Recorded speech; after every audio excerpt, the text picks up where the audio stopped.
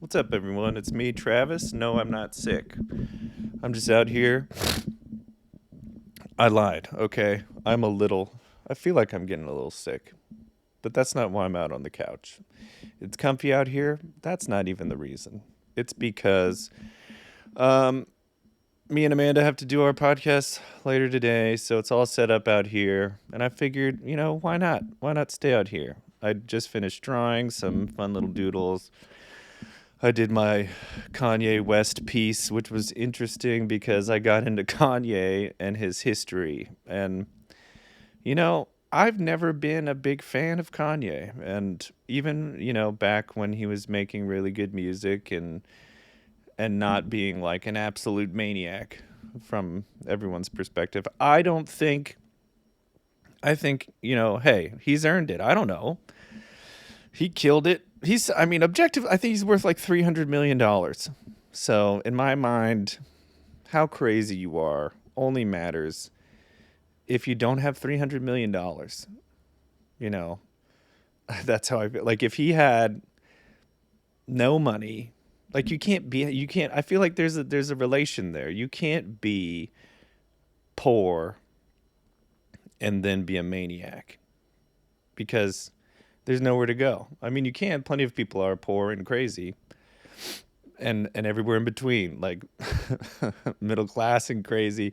There's just like a more of a buffer zone, like being crazy will affect your life. And regardless of the reason, Kanye West, I have no idea. I have no clue. I've never even looked at I saw that documentary that his friend made about him, which was great.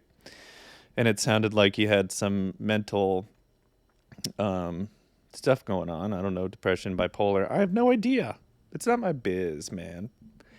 But beyond that, like having $300 million and like allegedly saying, I don't know, I've never, let me say that a million more times, I have no idea what he said or what he's done. I've like experienced Kanye West through many different proxies, like just different people. But apparently he says some whack stuff all the time, and people hate him now. Adidas dropped him, and a bunch of people dropped him, and Amanda came up and told me we are talking about Kanye, and I'm like, yeah, he's a successful guy. Like there's a point where you are so successful that I don't know what it's going to affect. You essentially have reached the echelon of society where, yeah, you could be this racist, anti-Semitic. What there's so many things that I've heard through other people, uh, like Hitler sympathizer. I don't know. Um, But man, he dropped a new album recently, and it was all right. I don't know. I don't. But I think a lot of people had problems with his new music. Anyways, oh Andre, I don't know if I've talked about this, but Andre 3000 made that flute album, which I listened to. I'm not a big flute guy, um, but good on you, dude. Make what you want. He has the platform and the what's his monthly listeners? That's a good metric for general success. Let's see I'm looking it up right now. Hopefully this doesn't screw up anything. Andre 3000. There it is. All right. Oh, he's got 1,996,000, which is low comparatively, but high for a flute dude now. He's a flute guy. I don't know how many he's lost. That'd be great to find out. Beyond that, so Kanye has like 61 million monthly listeners. And The Weekend, and you may be like, oh, 61 million, that's insane. But it's like The Weekend has 114 million monthly listeners. And while I was posting today, I'm like, let's do some quick math. And I asked ChatGPT, like, what's the population of the world? And what percentage of the population of the world is 114 million? And it turns out that's like a little over a percent. One point, I think 4% of the world listens to The Weekend on a monthly basis. And then I'm like, okay, what about America? Let's say all those people were in America, which they aren't, but that's 34% of America that listens to The Weeknd every month. And you may be like, oh, well, what about, Taylor Swift? She has 107 million monthly listeners. Which, who cares? I wonder who has the most net worth. That's another. So there's a few games I like to play. And if you are in my sphere, you know this. One is, what do you think their net worth is? Just because I think that's fun. And most people, to see what people like, what people say, and I don't know. I just think that's great. What do you think their monthly listeners are? Blah blah blah. It's fun. But Taylor Swift is objectively, and I've talked about her before. She's objectively a excellent businesswoman. Yeah, I won't go on about Taylor Swift. But anyways, 34% is a lot. That is an incredible amount. And then I'm like, 1% of his monthly listeners would be like 1,400,000 something. And I'm like, I'd be happy with that. But, I don't know. I obviously don't do, and this isn't a diss to myself, I don't do what is needed to get exposure, I really don't. And I struggle with, like, all the time. Like, sometimes I'll just straight up feel like, what am I even doing with my time? I make artwork. If you're watching this, you probably know that. I made music all last year. And I've been doing this as long as I can remember, just learning and trying to do different things with my time, creating stuff. And I'm like, okay, yeah, well, but why? Like, I don't have what it takes to, like, get it out there. I know that because it's boring and it's work. And who even wants art, dude? Who even wants it? I don't know. I make it. If you want it, talk to me because I got it.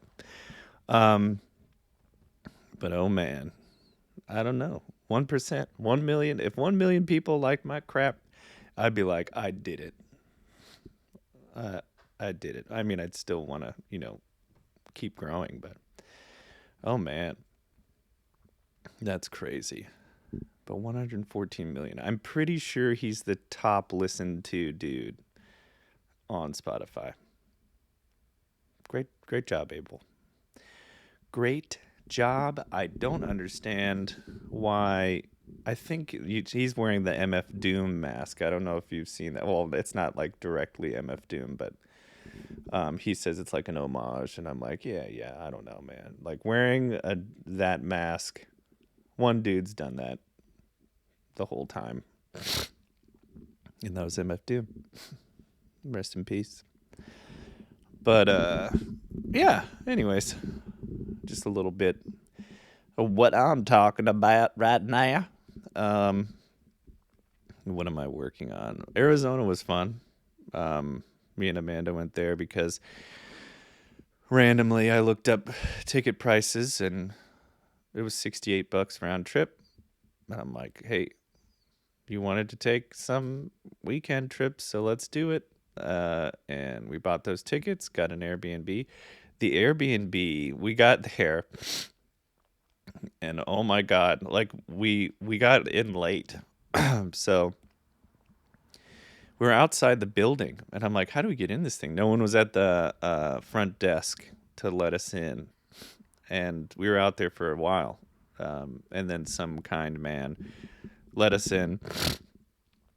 But still no one was there to check us in to get to our room, which sucked. And that was a whole ordeal. And I really came, like, to this wall that I've always had with Airbnb. I'm always worried that it's going to go wrong because I don't think they have the infrastructure to actually help if something goes bad. And oh man, It went bad, and I contacted everyone I could, and none of them ended up helping me.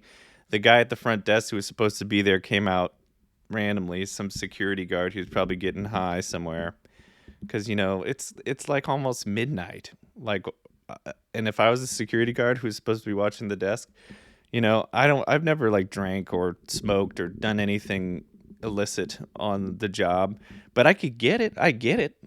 What else are you gonna do? Like, he's probably just smoking a joint, like in some common area somewhere. And I'm like, look, I just want to get to my room. Like, no, not dissing that guy, but man, Airbnb's infrastructure for helping people with problems remotely, because they couldn't. How could they get us in our room?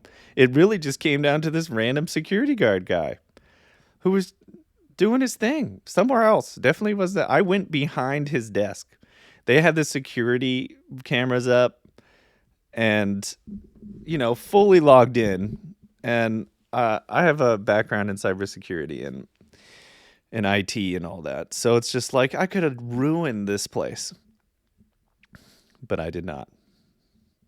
I just like tried to communicate, but we got in our room and the AC wasn't able to like be changed. It was weirdly hot, and there's no matter what we did, we couldn't like move the thermostat, so it was just hot. And if it got too cold, it turned on and made it hot again. So that was stupid. And then the AC made a bunch of noise. It was crazy. The room was whack, but on the roof there was a cool pool, and then they had this cool common area and fitness center on the 8th floor. So that was awesome. And we walked around.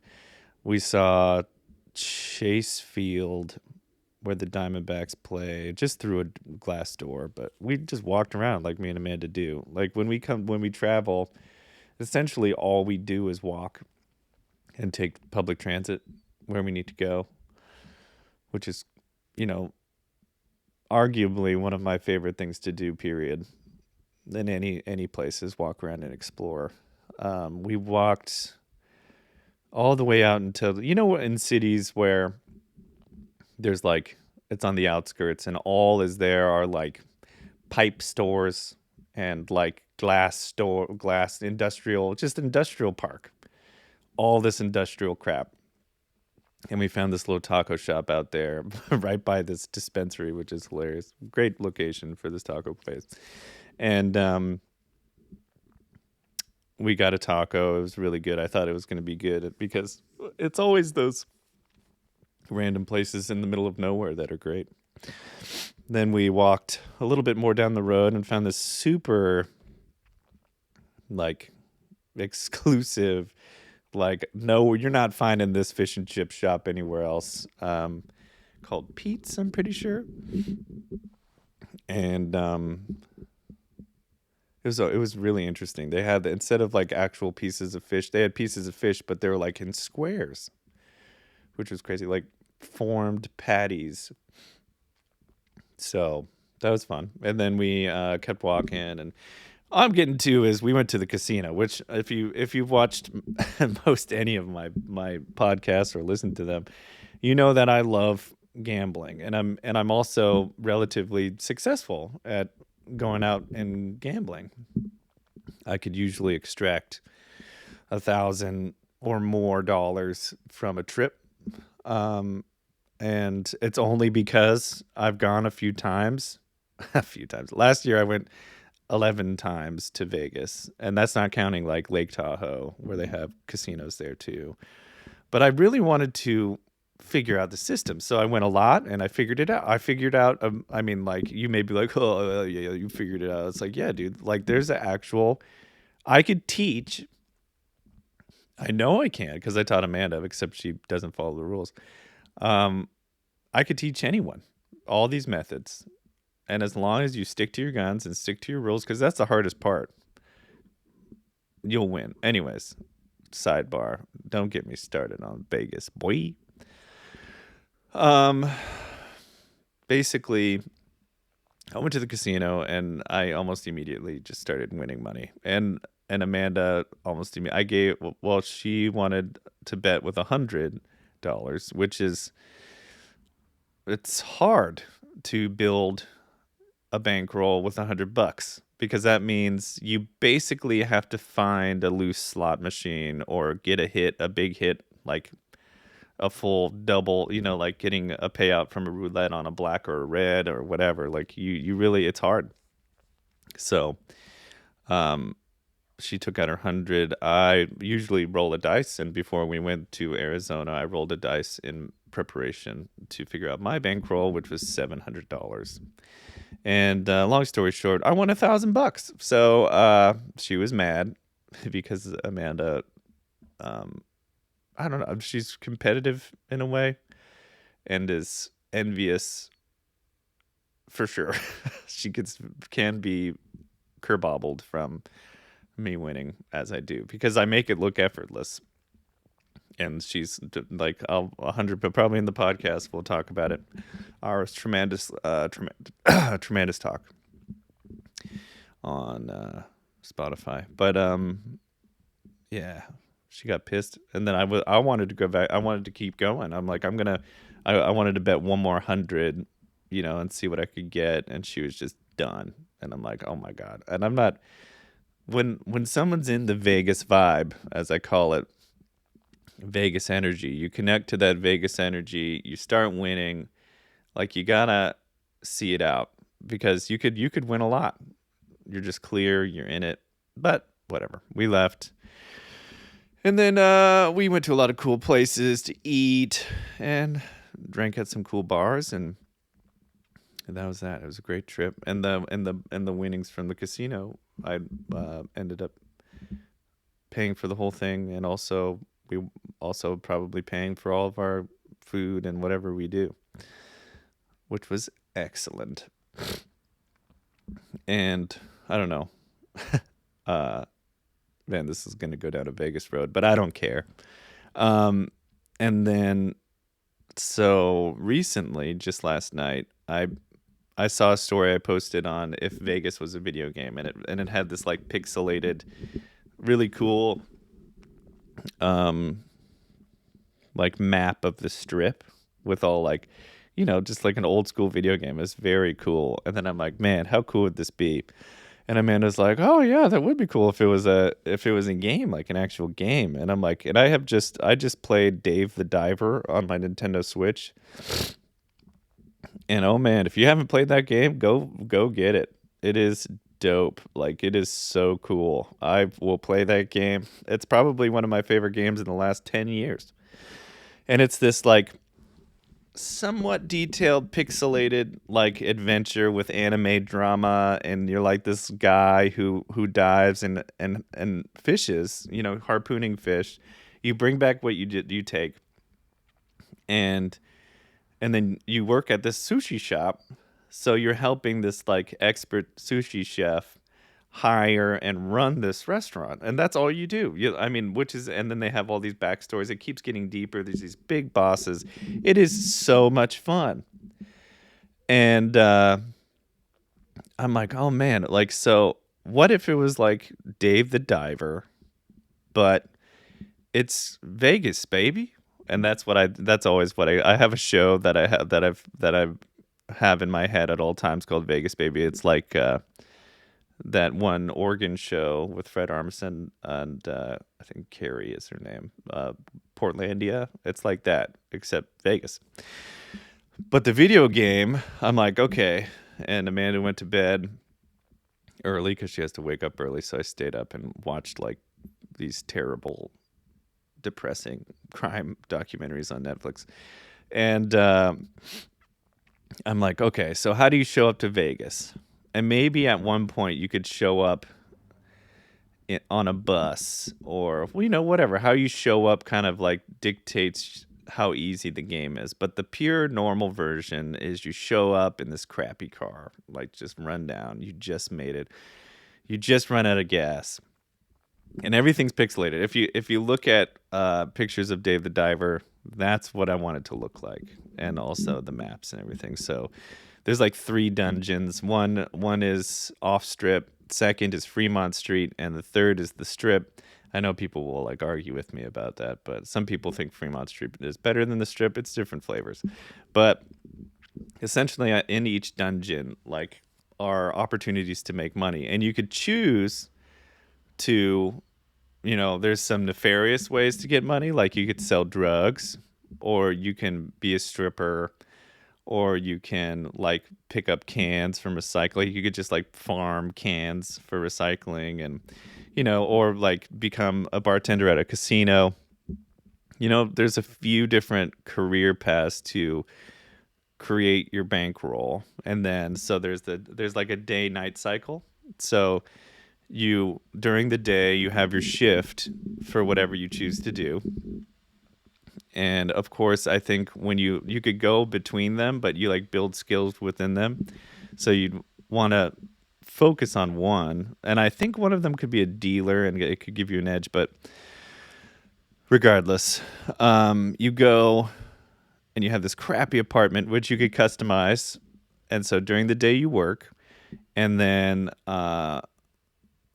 in the afternoon you could probably, and this is all stuff I've been just developing last night.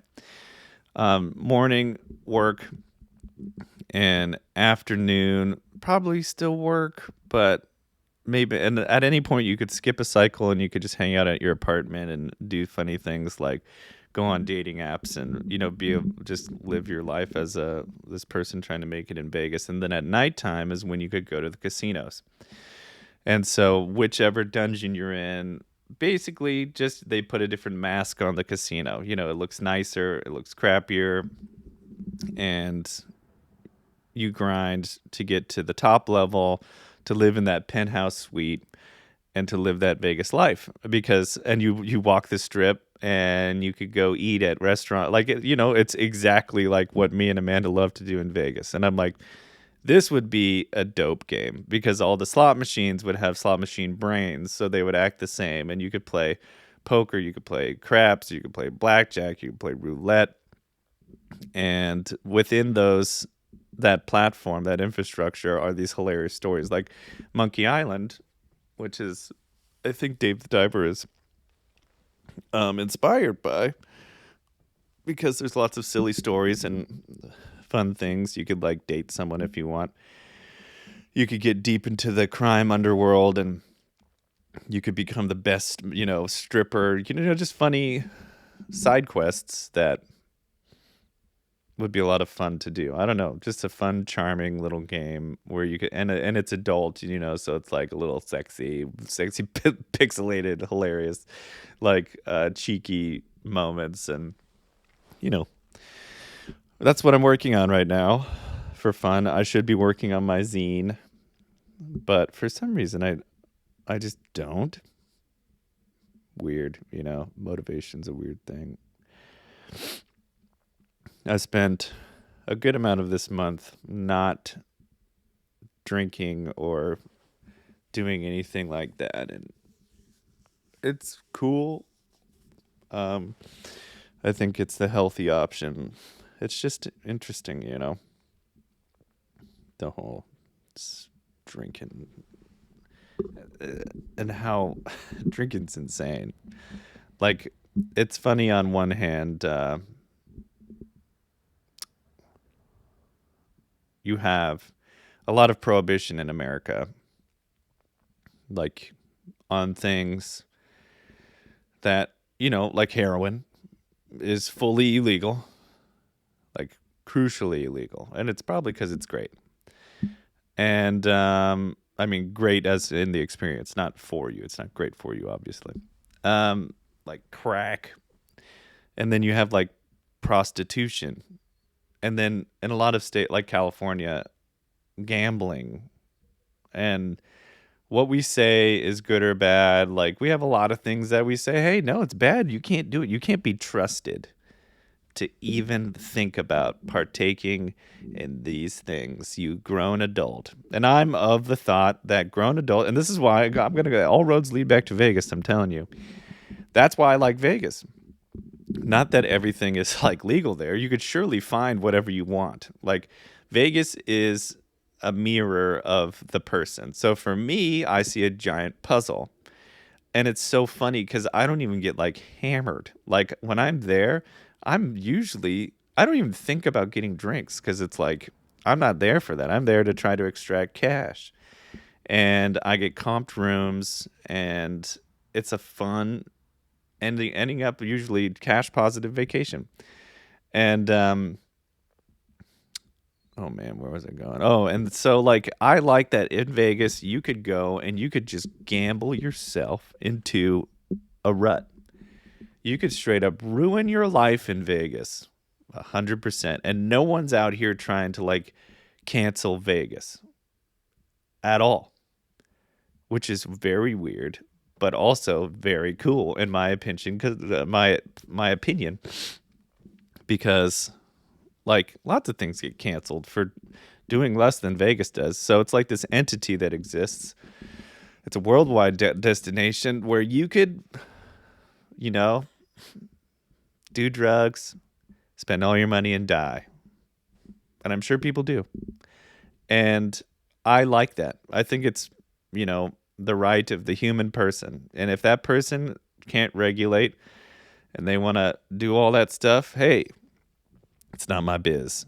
But in America, we're totally okay with making available and building traditions around drinking. And drinking has been proven to be a terrible thing. Like, there are some drugs that you do and you have no inclination to hurt anyone or do anything that is counter to life, like kill yourself or whatever. Or like, you just don't do it. Usually it's the stuff from, mushrooms or weed or whatever, from what I've heard. And alcohol is known for doing all of that. Literally, drinking kills people every year.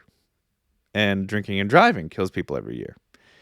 And drinking, totally, I'm willing to say 100% of the time, can lead to domestic violence, sexual assault, rape, general bad decisions. And we get hit with these advertisements all the time. Like, you just have to be 21. It's like, dang, okay, yeah, let's do it. And that's wild to me. But I know it's because drinking's been around forever and it's deeply ingrained in our culture. And even though there's data, like I'd say, like most people who don't do heroin, it seems as though you just pass out and in bliss. And then when you wake up, you want more. So you may go out and do some nefarious deeds. But drinking's something a lot of people do. I don't know what the numbers are on that. I feel like I looked it up and it's like 50%. I don't know. But a good amount of America drinks. And it creates problems. It ruins lives. But that's not prohibited for some reason. We tried at one point. It failed spectacularly. Because like most things, crime fills that gap. Oh, alcohol is illegal. Well, let's get the people alcohol, and then it creates a dangerous situation, which is why I'm kind of like I'm on the side of, and who knows, maybe people will just think I'm an absolute insane person. But I think everything should be available, so that the market can regulate and tax it. So then you get a cleaner product, a cleaner experience as far as like storefront. Your dealer isn't, a criminal anymore. So then you have like regular companies trying to make a great product and create a safe environment. And I think that and I selfishly would want to walk into the store that sells it all and be like, wow, this is crazy. I would see the branding, the Apple Store-esque type of experience where they have like, the boutique lounge where you could sample the products you just bought or whatever. Like you like just imagine this absurdity. Like, how crazy would it be to see several different brands of cocaine packaged like in a delicate nature, like the unboxing experience of an Apple phone, like how crazy would that be? I think that'd be interesting. And then I know people would be like, well, people would die. And my respond to that is people do die. They do. They do die. And I feel the same way about prostitution. Why not throw it on the top of the whole pile? Because if you want, like, there's always been the argument, like, my body, my choice, and I want to apply that to if someone decides to sell their sexual wares. Isn't it their right as a human being? Do they not own their body? So, in Travis's world, I'm telling you, okay, this is perfect. San Francisco. You could keep it in a red light district or whatever, just like Amsterdam. Like, no one's tripping. And I think if you take that power away, I think people will always choose the legal version of things, because it's clean. You wouldn't have those dealers and people. I know people are probably going to say, like, whoever watches this is going to just, I don't know, I'm a maniac. I want to see the San Francisco red light district where they have those sweet, like, crazy Apple stores full of every drug you could think of. Not that I'd even partake, because I don't want to. I don't want to do heroin or any hard drugs. I would love to go just peruse and see the branding. And then down there's an MGM Grand, which is excellent. And then they have, like, these little lounge boutiques where you can, if you want, pay for sex. And I know everyone's losing their mind right now. All two of you. And then everything is safe and regulated. I think it would do a service to helping sexual, like, assault, like, with the human trafficking. I feel like it would probably help out. But I don't know, man. How do I even end up in this road? Down this road in this podcast on the couch. It's all good. I think America, we're doing our best. We're brand new. I feel like I've been thinking about that more and more. Like 100 years ago, it was like 1924. Wasn't that the Great Depression or somewhere around there? Like, we just got here. How bizarre is that? I'm thinking, like, even like the last 1,000 years. Like, if you're lucky, you live 100, and most of us don't get to 100, but let's say that's just what it is. And we pump out little humans when we're 30, so, or something like that around there. But the further back you go, it's younger and younger. But regardless, it's like we are so new, and we give ourselves so much crap. It's like, dude, we just got here. Like 150 years ago, it was the Old West. They're straight up cowboys. It's insane. People were riding horses. It's like colonizing America. It's a few generations. We're like a stone's throw away. Like, great grandma Bunny, one of my relatives who has passed. She passed on Christmas Eve, which is interesting. In our family van. But I don't know when she was born. But if Grams, my mom's mom, was born in I think it was early 30s, then her mom maybe it had to be maybe it was late 10s. Like, we're talking about early 1900s. Like, how crazy. Like, I knew that person, and at that point I never even thought to ask great grandma Bunny what it was like to live in frontier America. Not that it was like, we were on the back end of it. I think, like, the Industrial Revolution hadn't been kicking off, and, like, she saw cars for the first time. Like, that's insane. I never thought And I thought about this like last week. I'm like, all these old people you see around, these are all just like capsules of very specific, unique information about history, you know? And I have dinner, and me and Amanda have dinner with Grams every month. But she's from the 1930s, dude. That's crazy. 1932. As she was born then. She was 20 in 1952.